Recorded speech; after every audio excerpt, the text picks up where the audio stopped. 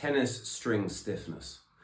A softer string is better and more powerful, correct? Maybe. So, tennis string stiffness, generally, the softer the string is, the less stiff, the more elastic it will be, the more of the trampoline effect you will get, and the more energy will be returned into the ball, so therefore it's more powerful. So that's good, right? Shouldn't everybody using soft strings? Aren't really stiff strings bad? Well, not necessarily, because remember again, the equation for generating power is force times velocity. So remember that the force will be how much energy is returned into the ball from the strings, but also things like the mass of the racket, the mass of your body weight going into the ball. The second part of it, the velocity, is going to come through racket head speed. So quite simply, if you've got really soft strings, let's say strung at 50 pounds in a full bed, I've then got stiff strings, also strung at 50 pounds. If I swing at exactly the same speed, the softer strings will generally be more powerful. However,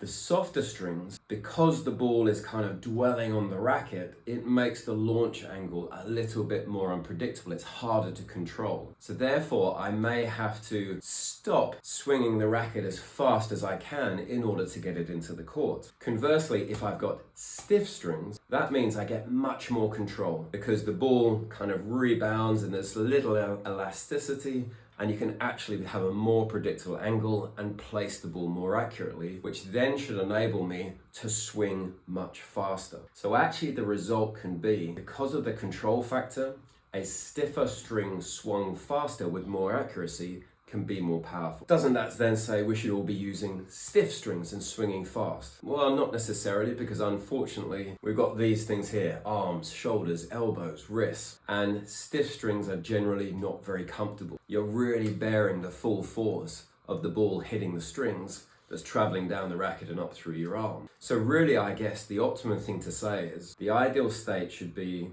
you should use as stiff a string as you can, strung at a higher tension as you can, to enable you to swing as fast as you can while still getting the ball inside the court where you want it, while not destroying your arm through it being too harsh. That's the real fine balances we're talking about in tennis. So as always, it's never quite as simple, and is why generally you need to experiment as much as possible and find the setup that works for you with all those factors combined.